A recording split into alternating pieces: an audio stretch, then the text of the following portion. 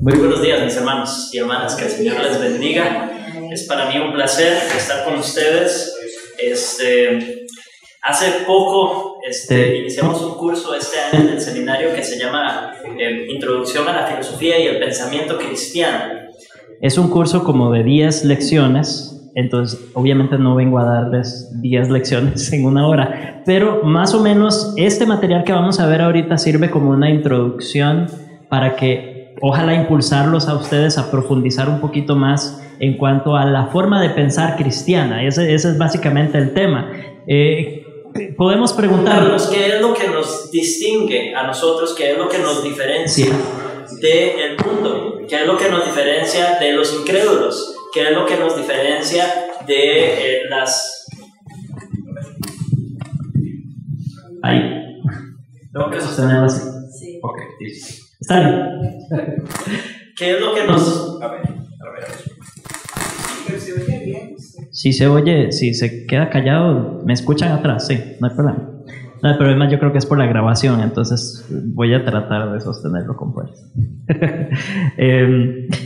Podemos imaginar a veces que es simplemente un tema de conducta, ¿verdad? Lo que nos distingue del incrédulo, que es un tema de que nos comportamos diferente o que no nos involucramos en vicios, que tratamos de amar al prójimo más que a nosotros, ¿verdad? Hay ciertas acciones, actitudes externas que nos pueden distinguir en cierta medida de los incrédulos, pero creo que ustedes estarían conmigo en que la diferencia que existe entre los cristianos y los incrédulos es una diferencia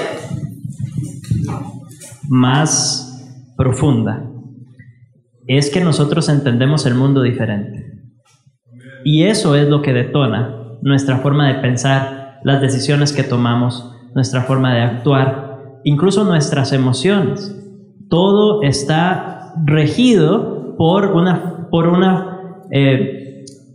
voy a utilizar la palabra, por una cosmovisión. Vamos a usar esa palabra. ¿Qué significa cosmovisión? Básicamente es nuestra manera de ver el mundo. Eso significa cosmovisión.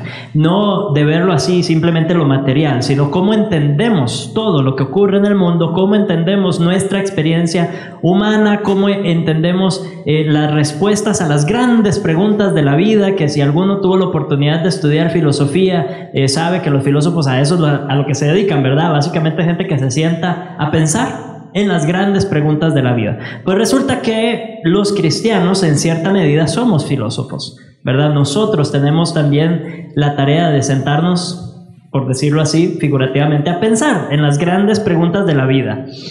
Y al fin y al cabo, la tarea de apologética, que es el tema que nos interesa en esta mañana, es la capacidad de poder presentar con coherencia, de poder presentar con firmeza esa cosmovisión, de poder ponerla en palabras y poder responder a aquellos incrédulos que no piensan igual. Si preguntara, ¿qué es formalmente apologética? ¿Ustedes tendrían alguna respuesta? ¿Tienen alguna idea de qué es apologética? Pueden decirlo. Es la defensa de la fe, ¿verdad? Esa es una definición bastante tradicional, de hecho, de la apologética. ¿Alguien tiene una definición diferente? Yo creo que estamos de acuerdo, ¿verdad? Es defensa de la fe. Si quisiéramos usar otra definición, no porque esa esté incorrecta, podríamos decir que hacer apologética es dar respuesta de nuestra esperanza o dar razón de nuestra esperanza. Esto se desprende directamente de 1 de Pedro capítulo 3 versículo 15. Si quieren abrirlo conmigo y si quieren lo marcan y lo subrayan, Primera de Pedro capítulo 3 versículo 15 es un versículo bien conocido para el tema de la apologética. Es casi que el emblema, el versículo emblemático, ¿verdad? De la apologética. Y me voy a tomar la libertad de leerlo para ustedes. Primera de Pedro capítulo 3 versículo 15 dice así: santificad a Dios el Señor en vuestros corazones y estad siempre preparados para presentar defensa con mansedumbre y reverencia ante todo aquel que os demande razón de la esperanza que hay en vosotros. Si ustedes notan, la apologética es un mandato. ¿Se dan cuenta? Está diciendo, primero, santificad a Dios el Señor en vuestros corazones. Hay otras versiones que dicen, santificad a Cristo como Señor en vuestros corazones. Creo que el énfasis es reconocer el señorío de Cristo, básicamente, es reconocer el señorío de Dios. Eso es lo primero, verlo como ese Dios único, apartado. Esa es la idea de santificar a Dios como Señor en nuestros corazones. Que no es un Dios como los dioses que adoran allá afuera, que no es el mismo Dios que adoran los musulmanes, no es el mismo Dios, mucho menos de los panteístas, que tienen más de un Dios. Es el Dios de las Escrituras, es un Dios en particular, es un Dios que se ha dado a conocer a través de la Biblia, y ese es el Dios al que santificamos en nuestros corazones, lo declaramos Señor de todas las áreas de nuestra vida. Ahí comienza la tarea apologética. Primero es interno, primero es yo reconozco que el Señor es Señor de todo en mi vida. Una vez teniendo eso claro, dice, estad siempre preparados para presentar defensa, para dar razón de la esperanza que hay en vosotros. No es una opción. No nos está diciendo, si pueden, prepárense. Si tienen el tiempo, traten de prepararse para presentar defensa. No. Está diciendo, santifiquen al Señor en su corazón y estén preparados para presentar defensa. Siempre preparados para presentar defensa. Entonces, la tarea apologética, muy parecido a la tarea evangelística, es una tarea que se desprende de nuestra obediencia. Y hoy durante la adoración, y sé que no fue accidental porque hay alguien que está concertando todo esto, durante la adoración hablamos muchísimo acerca de ser siervos, acerca de ser obedientes, ¿verdad? Y en este sentido, este pasaje nos está dando un mandato y nosotros debemos ser obedientes. Entonces, la apologética es obediencia al mandato de Dios en 1 de Pedro capítulo 3. Y si es la Escritura, si es Dios a través de su palabra el que nos está dando este mandato, si es Dios a través de su Escritura el que nos está diciendo hagan apologética, defiendan con mansedumbre la fe en razón de su esperanza, entonces, ¿dónde vamos a buscar nosotros el fundamento para esa apologética, para esa defensa? ¿Dónde vamos a buscar las herramientas para presentar esa defensa?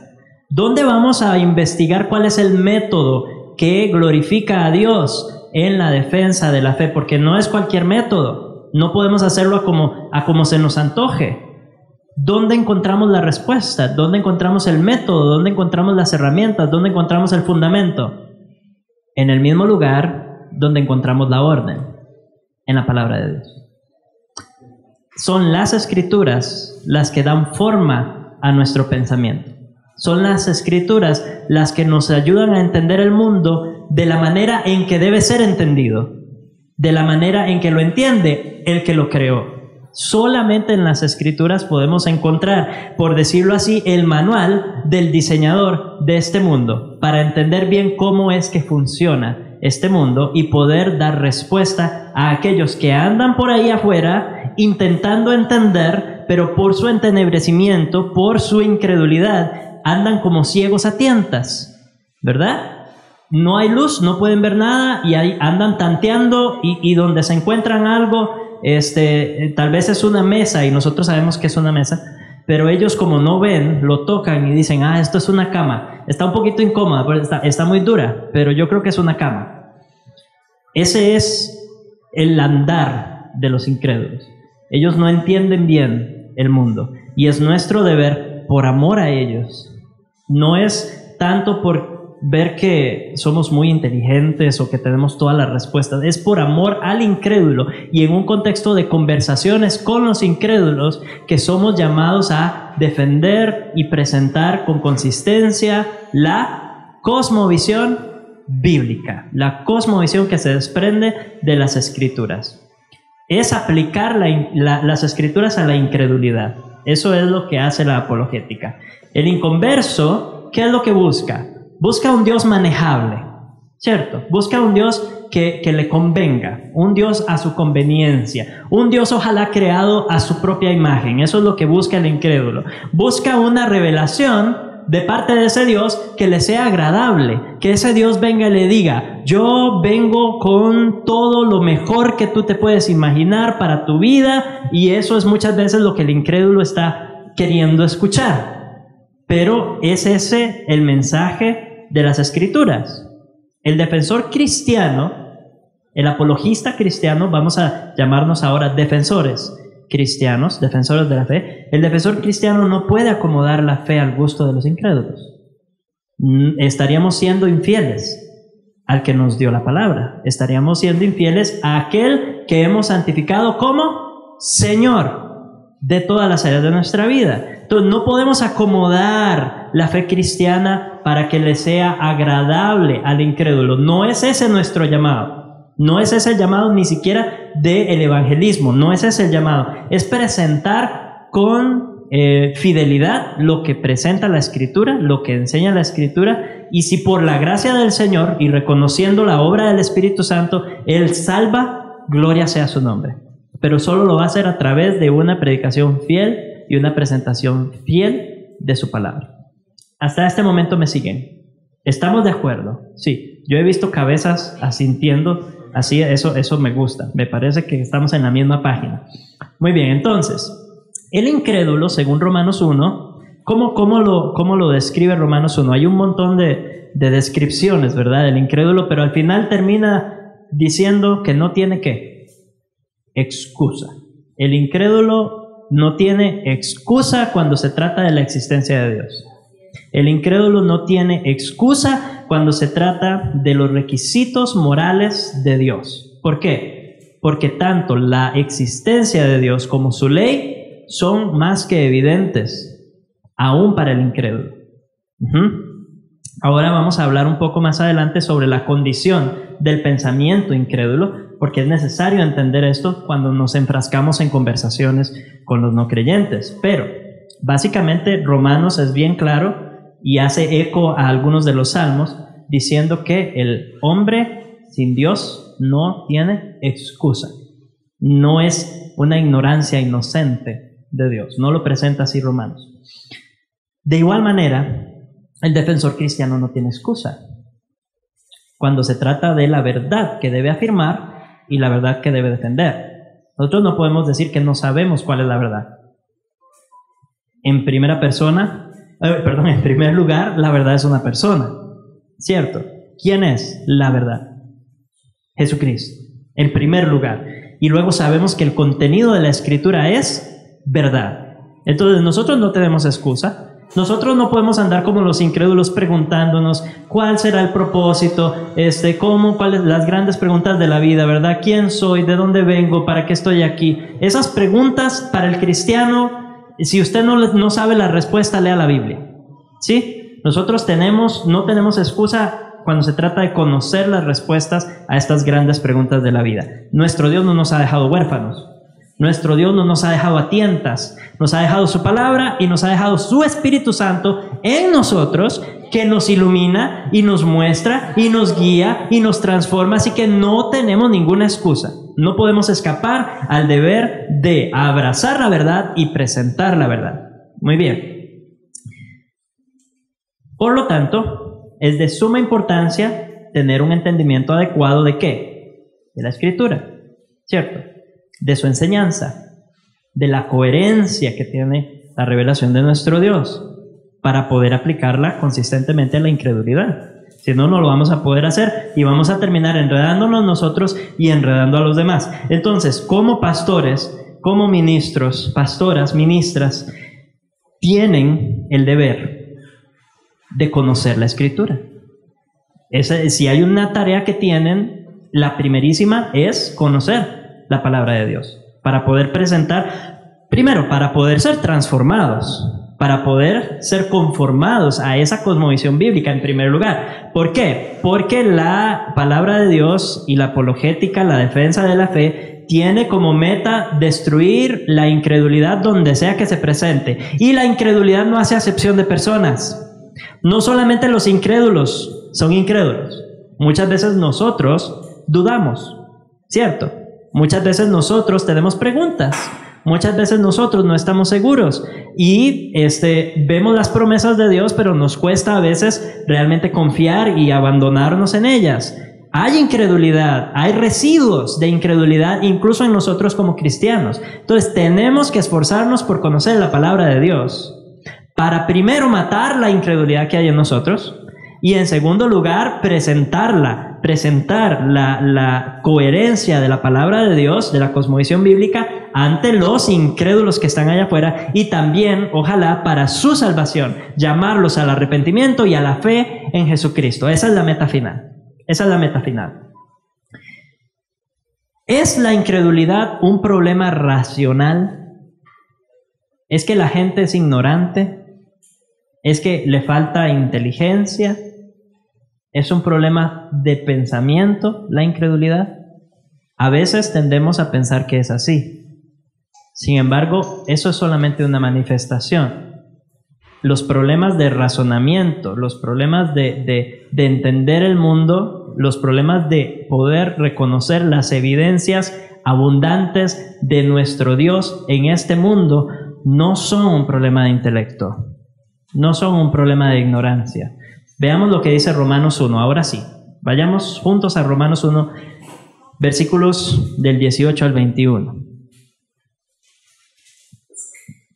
Romanos, capítulo 1, versículos del 18 al 21. Perdón que haga la pregunta hasta ahora. No me fijé a qué hora comencé, hasta qué momento tengo tiempo. ¿Cómo a las 12? Perfecto, muy bien. Entonces, Romanos capítulo 1, versículos del 18 al 21 dice lo siguiente. Pongan atención, esta es la descripción, este es el diagnóstico que hace Dios de la humanidad incrédula. Dice: porque la ira de Dios se ha revelado desde el cielo contra toda impiedad e injusticia de los hombres que detienen con injusticia la verdad. Porque lo que de Dios se conoce les es manifiesto, pues Dios se lo manifestó.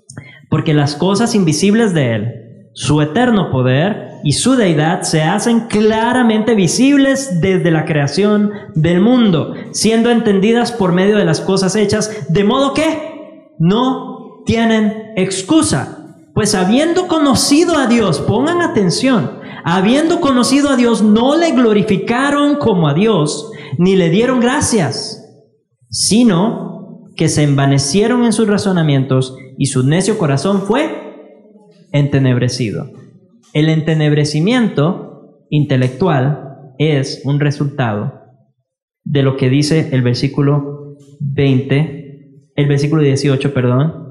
Ellos detienen con injusticia la verdad. No es algo accidental, no es ignorancia, es que la evidencia de la existencia de Dios en la creación es abrumadora.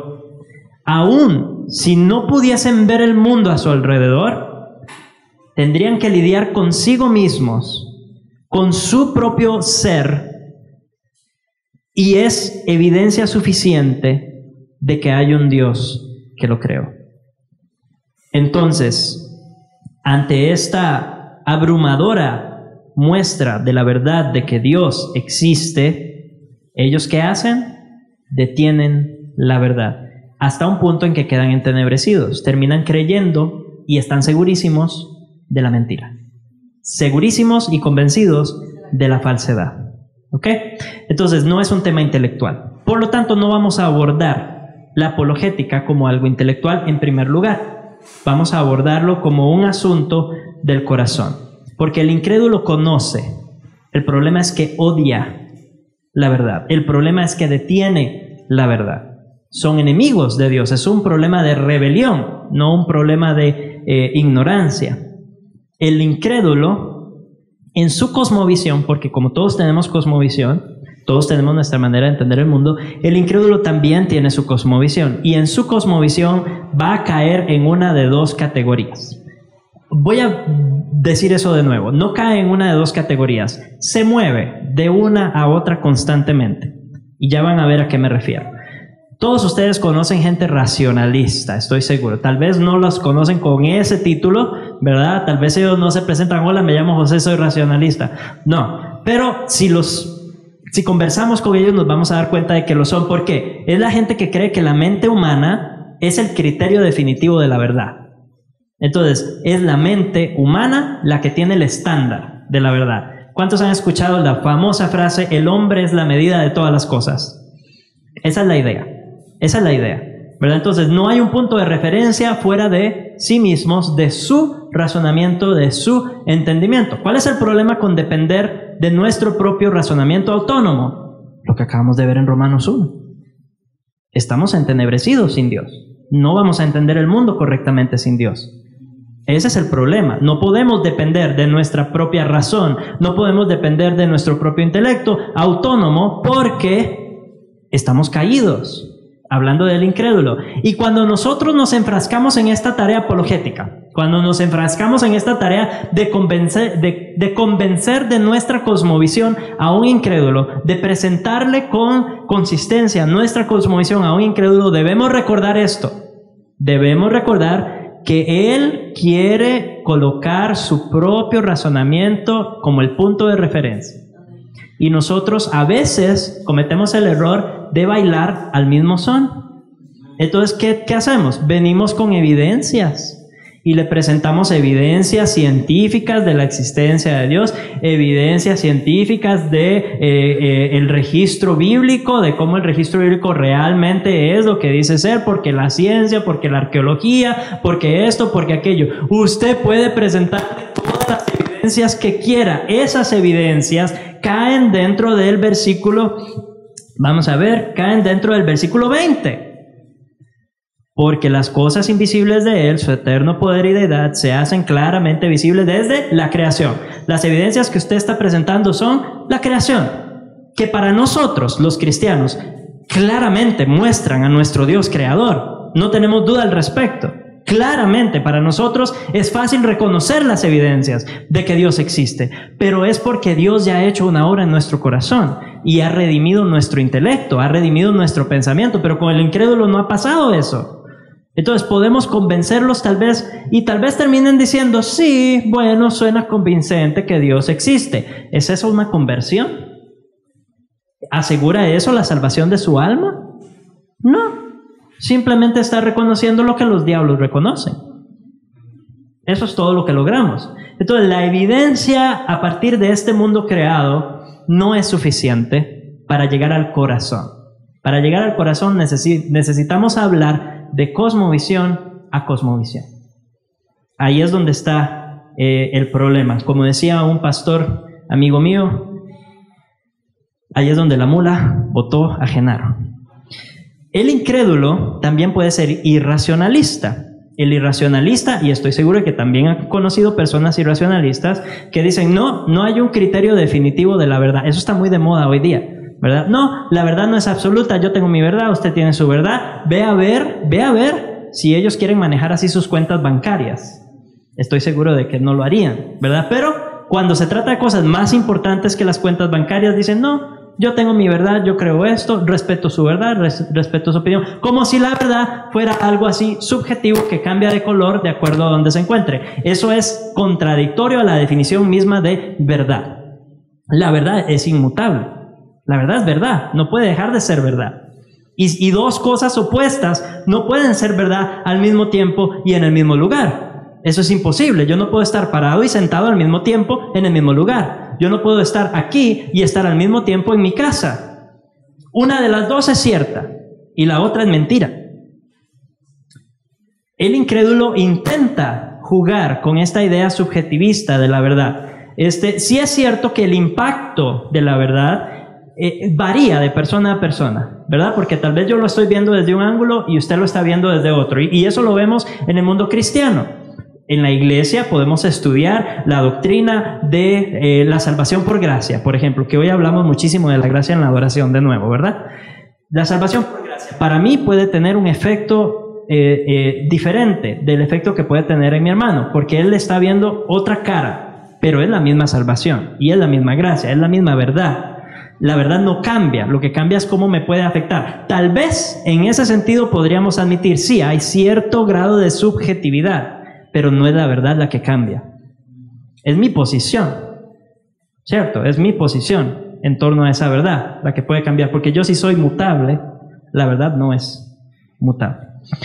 Muy bien, entonces, ante esta realidad, vean ustedes, hablemos del racionalista primero. El racionalista dice, si yo no lo puedo demostrar por medio de la razón, entonces no es cierto. No lo voy a aceptar, no lo puedo creer. Si no lo puedo demostrar, pongan atención, si no lo puedo demostrar por medio de la razón, entonces no lo creo. Si mi red no lo pesca, no es pescado. Eso es lo que está diciendo. ¿Cómo demuestra que ese argumento que acaba de decir es verdad? ¿Cómo me puede demostrar mediante la razón que su argumento de que la razón es lo único que le puede dar un criterio de verdad es verdad? ¿Se dan cuenta de lo que estoy diciendo? Es contradictorio. Él no va a poder presentar una defensa de que su razonamiento es lo suficientemente poderoso para saber cuál es la verdad. No puede presentar esa defensa, no existe una defensa tal. Entonces va a caer en irracionalismo si lo confrontamos. Luego, cuando ustedes hagan sus ejercicios apologéticos hablando con incrédulos, se van a dar cuenta de eso. El otro lado es el irracionalista, que dice no hay ningún criterio de verdad, ninguna verdad absoluta. Y eso es verdad, ¿cierto? Lo está presentando como una verdad absoluta. Es una verdad absoluta que no existe verdad absoluta, excepto esta. Completamente contradictorio. Es irracional, no tiene sentido, no podría vivir en este mundo bajo esa premisa. Es importante que pongan atención a lo que acabo de decir, no fue accidental. No podría vivir en este mundo siendo racionalista o siendo irracionalista. No podemos vivir en este mundo así. Más adelante vamos a volver a eso. Entonces, de esta manera, cualquier cosmovisión que no sea cristiana, esto que voy a afirmar es osado, pero lo hago sin temor alguno. Cualquier cosmovisión que no sea la cosmovisión bíblica cristiana es inconsistente en sí misma e inconsistente con la experiencia que tenemos los seres humanos en este mundo. No existe en la faz de la tierra, conocida o desconocida, una cosmovisión fuera del cristianismo que no dé o que dé sentido a este mundo y a la experiencia humana. No existe.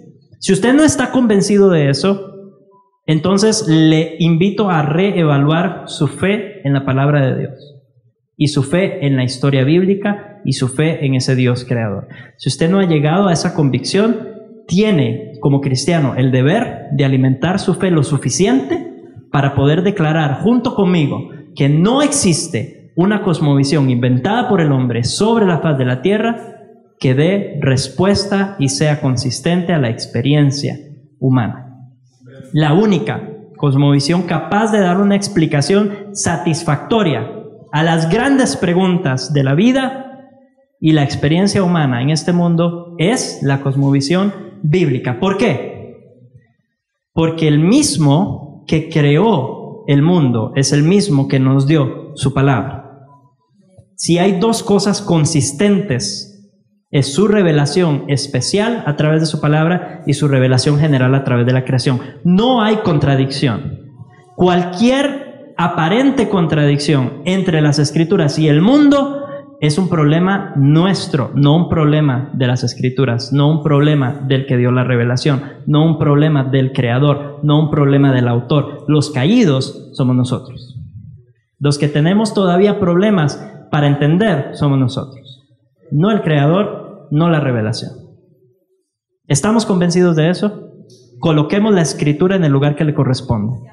Coloquemos la escritura en el lugar que le corresponde, santificando a Dios como Señor en nuestros corazones. Entonces, a lo largo de la historia, ha habido muchas personas que se han sentado a pensar en cosmovisión, y ya dijimos cómo se llaman estas personas. ¿Quiénes son los que se sientan es una imagen caricaturesca, ¿verdad? Pero se sientan así con sus largas barbas a observar el mundo y pensar solamente en el mundo y en las grandes preguntas de la vida? ¿Cómo se llaman esas personas? Los filósofos. Ahora, ¿será que solo ha habido filósofos incrédulos?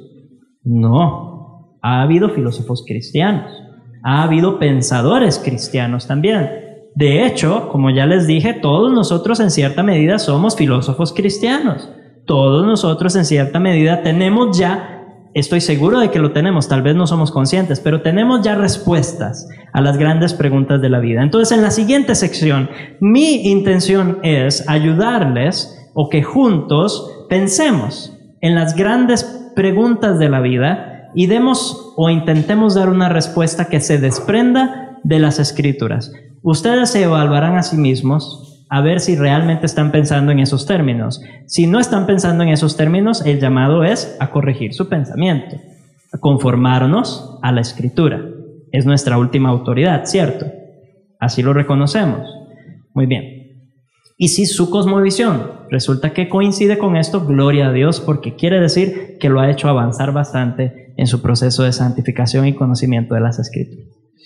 Muy bien. No son preguntas de marque con X, no son preguntas de deme una cita bíblica, de datos bíblicos, no son ese tipo de preguntas. Son preguntas que se desprenden de un entendimiento más general de lo que Dios revela en su palabra.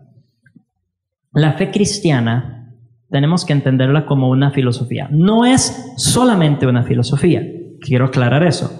No es solamente filosofía, pero sí es una filosofía. Hay una filosofía distintivamente cristiana, y en la medida que nos alejamos de las Escrituras somos infieles al Señor, y en la medida que nos acercamos a las Escrituras somos fieles al Señor. Entonces,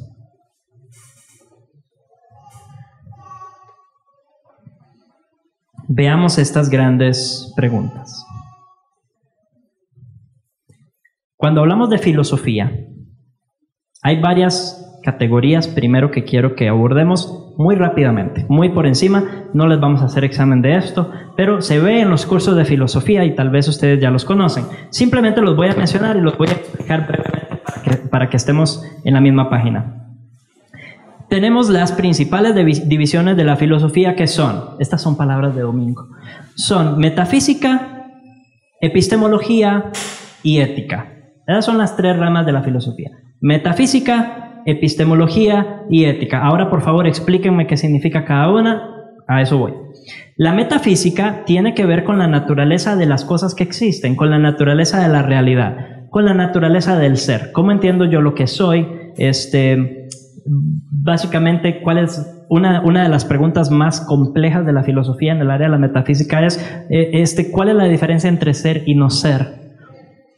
Por ejemplo, no nos vamos a detener en eso, pero el punto es que ese es el tema que trata la metafísica: el ser, la existencia de las cosas y del alma de nosotros. Muy bien, la epistemología es más fácil de comprender, se refiere a la doctrina del conocimiento. ¿Cómo conocemos? ¿Cómo sabemos que lo que sabemos es verdad? ¿Cómo distinguimos entre lo verdadero y lo falso? Todas esas preguntas que tienen que ver con nuestros procesos de relación intelectual con el mundo creado, ¿verdad? Porque el mundo fue creado para entenderlo y nosotros fuimos creados para entender el mundo. Entonces, esa dinámica de comunicación es la epistemología. ¿Cómo logro conocer y cómo sé que lo que conozco es verdad? Y finalmente tenemos la ética. La ética es bien fácil, todos hemos hablado de ética. Son los valores, es el sistema de valores. ¿Cómo debo actuar entonces en este mundo? ¿Qué se me permite hacer y qué no se me permite hacer? Muy bien, esas son las tres áreas. Ahora, las grandes preguntas de la vida, por ejemplo, en el área de la metafísica. ¿Por qué existe algo en lugar de nada? ¿Por qué? ¿Por qué hay cosas? en la creación? ¿Por qué existe algo en lugar de nada? ¿Cuál es la respuesta de la filosofía cristiana a esta pregunta? ¿Pueden levantar la mano? ¿Por qué hay algo en lugar de nada? Existe un creador. Porque Dios, el creador, lo hizo. Él creó todo de la nada. Existe algo porque Dios existe. Esa es la razón. Y Él no puede no existir. A diferencia de la creación, que Él bien podría nunca haberla hecho, Dios no. Dios no puede no existir. Él es eterno. Siempre ha existido, siempre existirá. Y Él, por su existencia, voluntariamente creó todo lo que existe.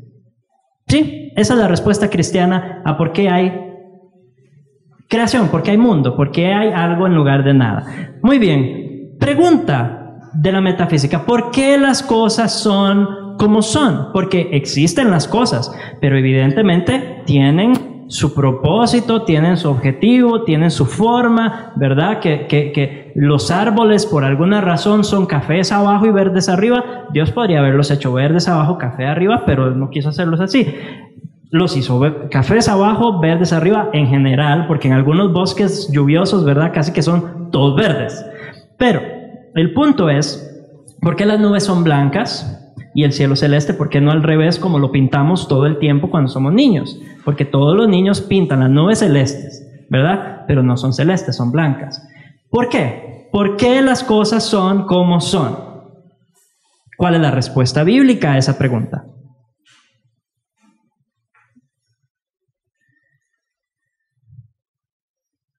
Están durando mucho. Es más fácil de lo que parece. Porque Dios lo hizo así. Porque Dios lo hizo así, ¿verdad? Él es soberano y por su providencia, podemos decir también, por su providencia las cosas son lo que son. Ahora pongámonos un poquito más finos. Si estamos hablando de las leyes de la física, por ejemplo, ¿por qué las leyes de la física funcionan como funcionan? Porque Dios en su providencia las puso así, porque de otra manera nosotros no podríamos existir, ¿cierto? Si las leyes de la física estuvieran un poquito desafinadas, no habría vida en este planeta. Pero como Dios es creador y también provee, Él en su providencia, Él ha hecho que las cosas sean como son. Buenas en gran manera, ¿cierto? Muy bien. Él no solamente crea y deja ahí y dice, a ver cómo le va a este mundo, ¿verdad? No hace eso. Él gobierna el mundo con su providencia. Él lleva el curso de la historia, lleva el curso de la historia del mundo y, hermanos, lleva el curso de su historia y de la mía, para la gloria y alabanza de su nombre y para cumplir sus propósitos. Esa es la respuesta bíblica. Gracias a Dios que es así. Entonces, ¿cuáles son las características más básicas de la realidad? Otra forma de preguntarlo es, ¿por qué estamos aquí? ¿Recuerdan aquel anuncio ecológico, verdad? ¿Por qué estamos aquí? Quizás sea porque los seres humanos son los únicos capaces de preservar, etcétera, etcétera, etcétera, decía, ¿verdad? Yo creo que no ese es el propósito por el que estamos aquí. Puede ser uno, pero no es el propósito por el cual estamos aquí. ¿Por qué estamos aquí?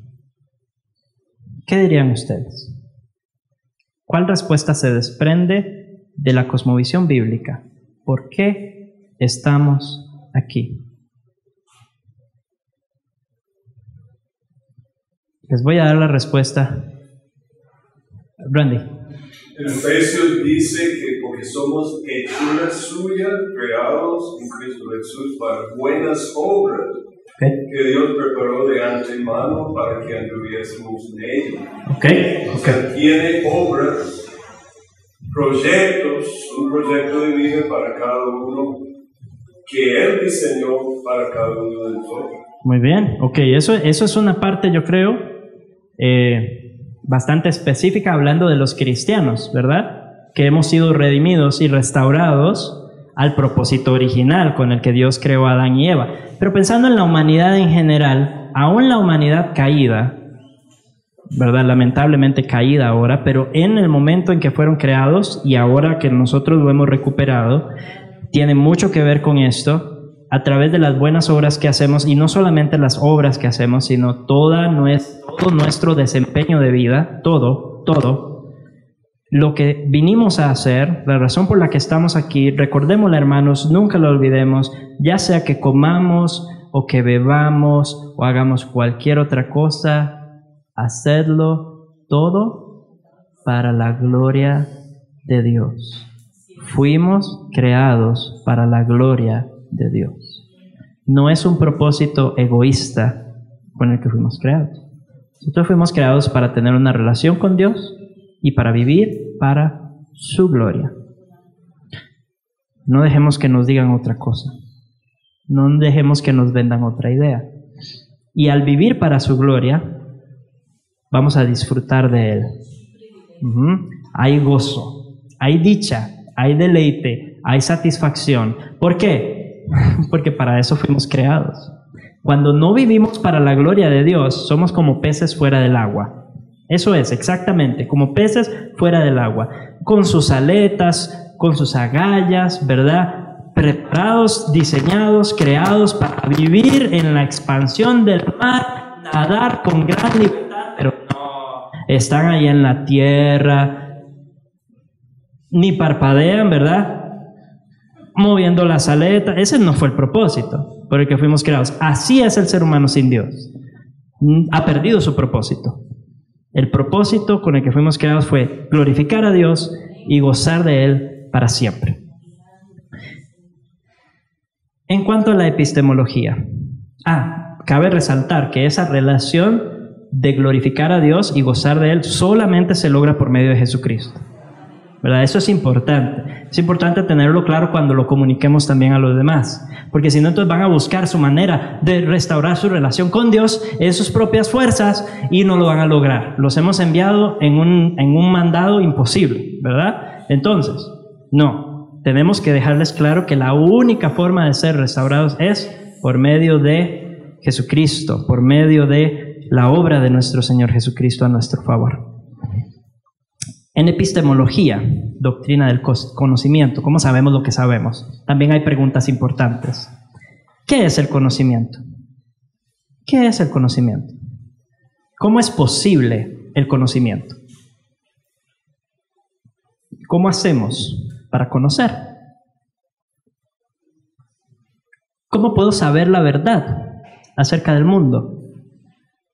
¿Existe alguna relación entre mi mente y ese mundo allá afuera, entre mi mente y el resto de la creación? ¿O es todo como una ilusión? Muchos filósofos han llegado a esa conclusión, que todo es como una ilusión, ¿verdad? Que lo único que existe soy yo. De lo demás no puedo estar seguro. Es una pregunta profunda, ¿verdad? Pero es una pregunta de carácter religioso también. Y nosotros tenemos la respuesta. ¿Cómo sabemos la verdad? ¿Cómo conocemos la verdad? ¿Cómo distinguimos entre la verdad y la mentira? Hermanos, la respuesta es sencilla para el cristiano. Tenemos la revelación de Dios. Tenemos su palabra escrita, que no nos da espacio para errar. No nos da espacio para equivocarnos, por lo menos en las grandes preguntas de la vida. Hay algunas cosas que podríamos llamar secundarias tal vez, en las que quizá diferimos, que tal vez algunos adoran con palmas y otros adoran sin palmas, que tal vez algunos creen que solo debe haber órgano en la iglesia de tubos, no eléctrico, y otros dicen no, puede haber batería, puede haber guitarra, eso no es el problema principal. No nos vamos a enfrascar en esas cosas, eso no es esencial, pero en lo esencial nuestro Dios nos ha dejado todo bien claro. En lo esencial, en lo que a Él le agrada y lo que a Él le desagrada, en lo que su ley manda y en lo que su ley prohíbe, en lo que la persona de Cristo ha hecho en su obra perfecta de salvación que Él consumó en la cruz, de modo que nosotros no tenemos nada que agregarle ni nada que restarle. En esas cosas Dios ha sido clarísimo. Tenemos fundamento para conocer la verdad. Y ahora, a partir de esas escrituras, conocemos o aprendemos algo más. Que nuestro Dios nos hizo a su imagen. No nos hizo dioses, nos hizo a su imagen en el sentido de que tenemos un intelecto que los animales no tienen. nosotros podemos entender el propósito de las cosas, podemos interactuar con el mundo creado, podemos sacar provecho del mundo creado, y por eso hemos avanzado en tecnología, hemos avanzado en medios de transporte, hemos avanzado en comodidades en nuestro hogar, todo a partir de esa interacción que hemos tenido con el mundo que Dios ha creado, porque Dios creó el mundo, como ya les dije, para ser conocido, y nos creó a nosotros a su imagen para conocer el mundo. Desde Génesis, Dios le dijo a Adán, vaya, meta su mano, vaya, labre la tierra. Eso fue uno de los primeros mandatos. Vean, el trabajo no fue consecuencia del pecado. El trabajo no fue consecuencia de la caída. Ya Adán tenía su trabajo bastante arduo.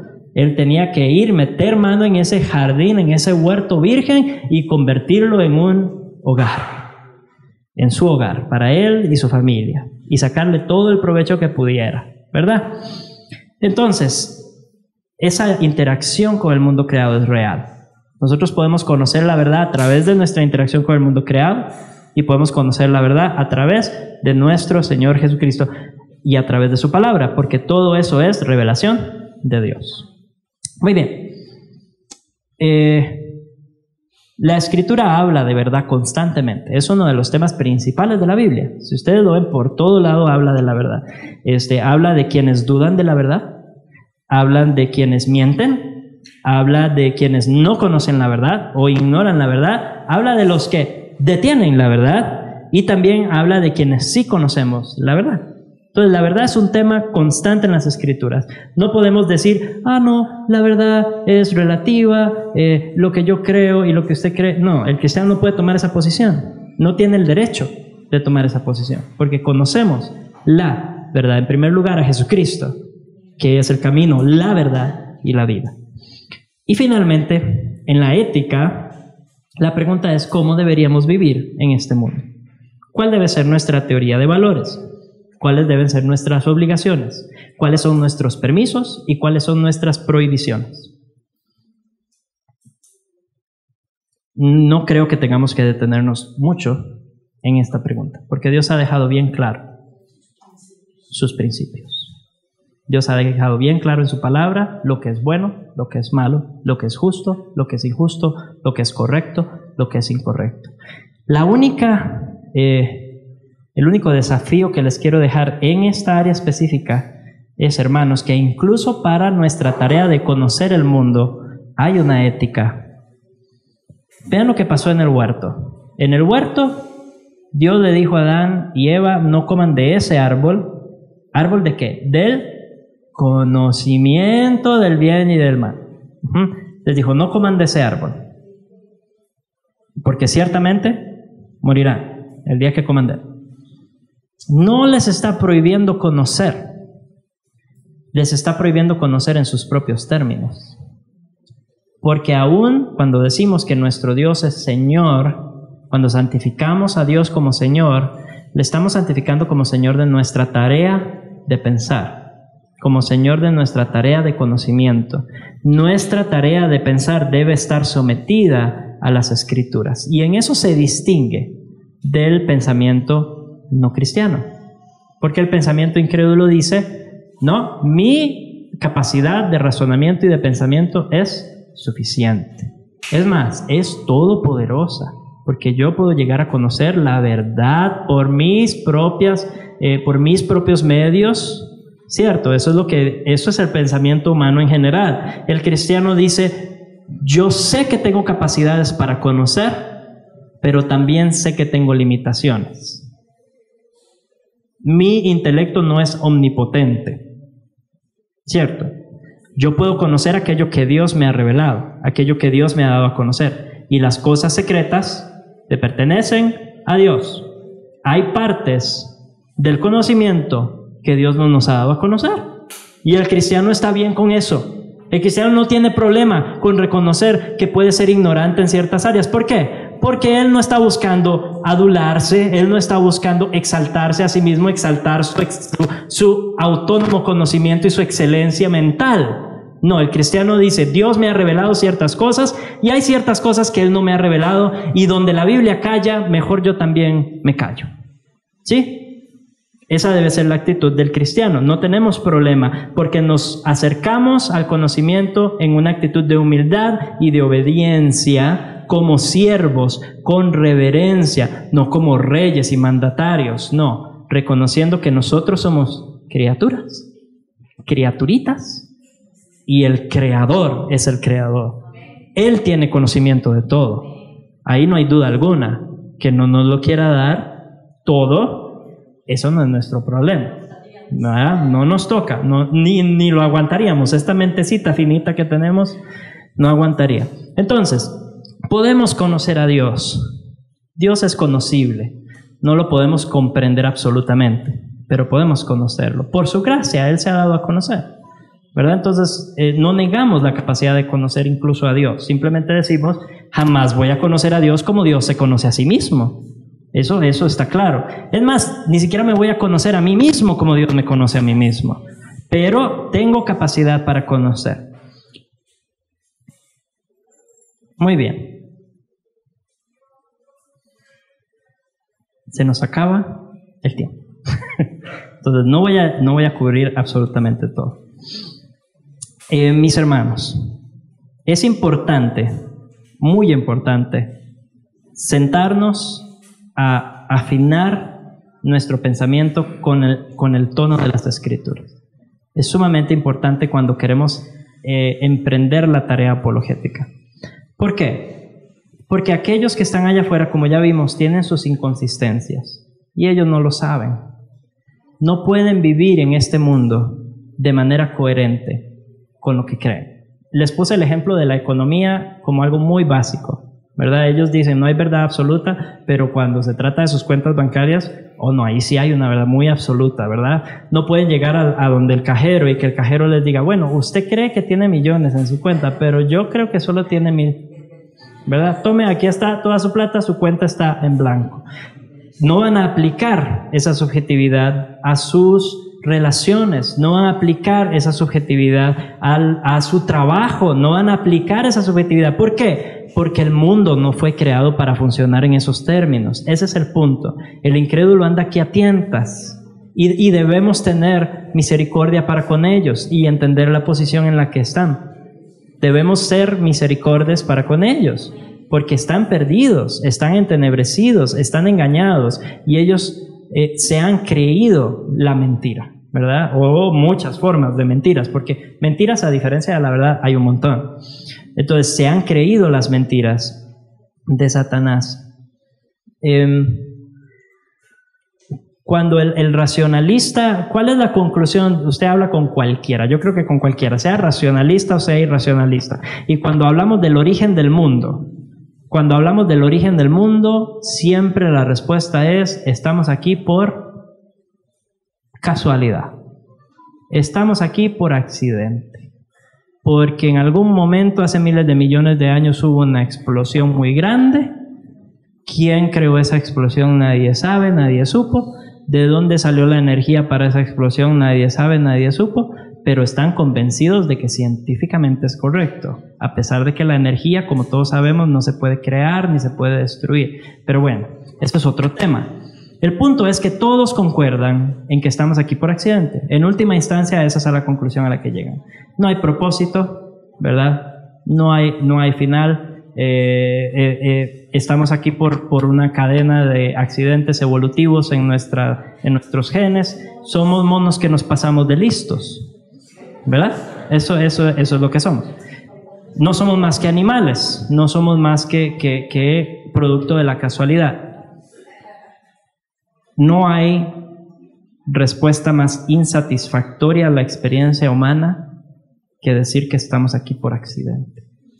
No hay nada más destructivo a la imagen de Dios en el hombre que decir que estamos aquí por casualidad. No hay nada más dañino para la vida de las personas que pensar que llegaron acá por una serie de accidentes.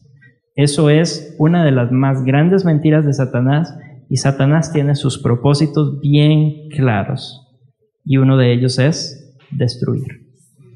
Entonces, mis hermanos, enfrasquémonos en esta tarea con convicción, con seguridad, convencidos de que lo que tenemos es la verdad que es la única manera de entender este mundo de manera que tiene sentido. El mundo tiene sentido.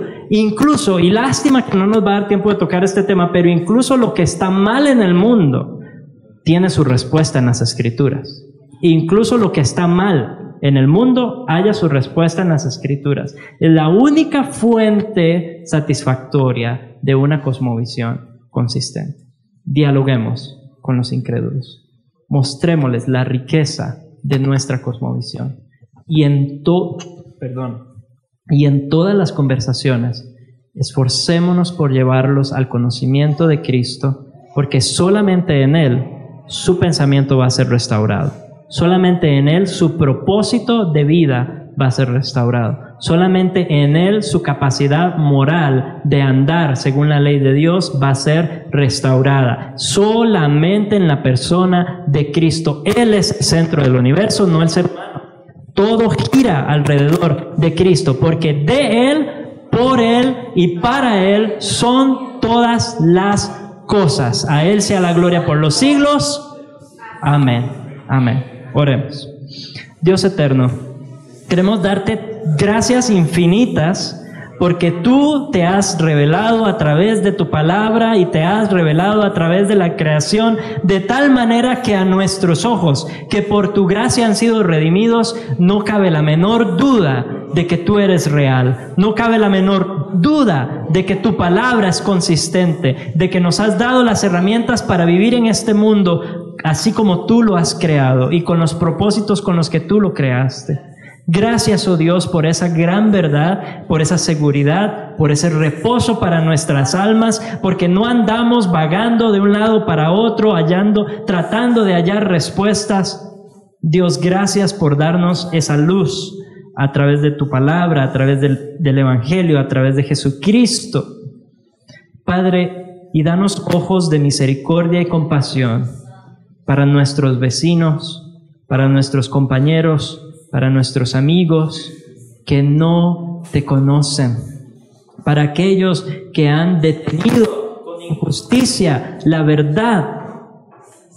Dios, promueve oportunidades para conversar, abre puertas a cada uno de nosotros y que podamos con obediencia dedicarnos a esta tarea a la que tú nos has llamado por medio de Pedro, a estar siempre preparados para presentar defensa, para presentar la razón de la esperanza que hay en nosotros.